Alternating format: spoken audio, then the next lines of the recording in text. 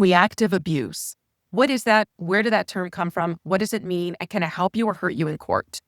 We had Annie Mac and I'm Not Your Doormat respond to our provoke and record video where we talk about what to do when your narcissistic co-parent provokes you into yelling or raising your voice or any kind of reaction and then whips out and starts recording you to use it in court. We know that it's actually incredibly effective. And Annie Mac comes and says, this is reactive abuse. What a great comment. But what is reactive abuse? Well, reactive abuse is a term, and it's used to describe when someone is engaging in a type of abuse, but they're doing it out of reaction from abused.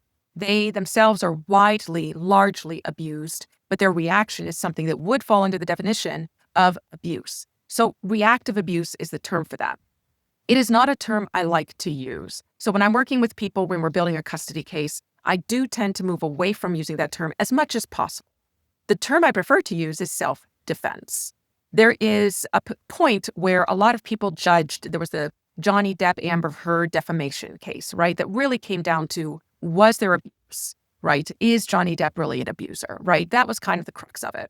Well, I would posit that one of the things we saw was what could be termed reactive abuse, because then what we were seeing were things that Amber Heard, for example, was reported to have done these things, was testified to have done things that none of us would ever imagine doing. Well, could that have been reactive abuse? Could that have been a type of self-defense? This is the only power I have in this situation, and so this is how I'm going to behave. Would anybody behave like that under normal circumstances? No. So it becomes an interesting point. Was there abuse? Was there not an abuse? Was that reactive abuse? Was there not? But reactive abuse is something that is very often self-defense. Many times when we see this, what we're seeing is raising voice, finally using your voice. And when you've been abused and you're finally using your voice, it's going to come out loud. It's going to come out intense. And so the situation really turns into, okay, is that being abusive? Well, I'll tell you one thing. When it's brought into court that a parent is yelling and screaming like that, it doesn't look good. The other thing to think about with self-defense is when you are pushed hard enough, are you physically pushing back? Are you striking, slapping back in order to try to get them to simply move away from you? One of the things I want to say is that having these moments even surface is miraculous in and of itself. Many times when people are being abused, they shut down. They become a shadow of themselves. They're hardly ever using their voice. Many of them have never pushed anybody in their lives. Many of us have never hit anybody in our lives, except maybe when we were little children, right?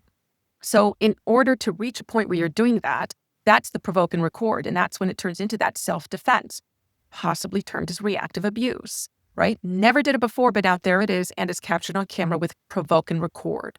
So I'm going to consider this self-defense. The action may not have seemed to be provoked. And yes, some actions are delayed and come later. But these are ways of trying to use your voice, trying to look at that power imbalance and gain some power for yourself, right?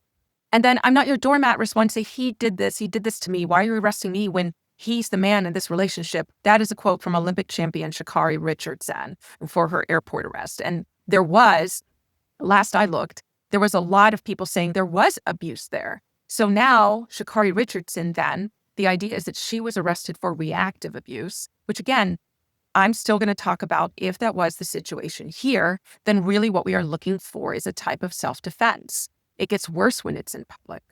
It gets worse when you're a woman. It gets worse when you're a woman of color. It gets really bad when there's a recording of it. And when your co-parent is using that provoke and record to get you to that point where you're going to do or say something or behave in a way that you don't normally and possibly never have before, and then they capture it on recording, that's really what we're looking at with provoke and record.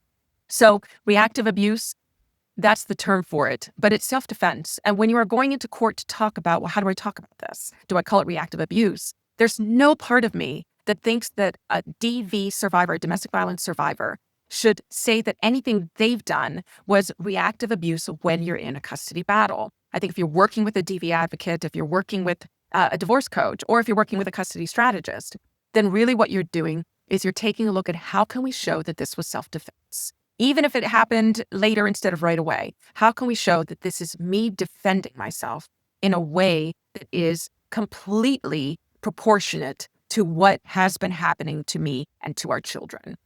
So you're going to want to sit down and write out all of the ways that you have reacted and in what that reaction was to.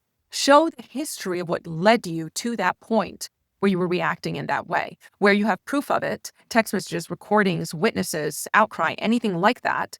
You would want to include that, and you're going to get that ready, whether you're working with a custody evaluator, which is something I prep people for, whether you're working with a guardian ad litem, no matter what it is that you're doing, have it ready to go, have it ready for your lawyer if you're not self-represented or pro se, so that you have a way to show that this was self-defense, that it was a way of defending yourself, that it was a way of finally speaking up, of trying to get your co-parent, your abusive co-parent, to step back and just stop.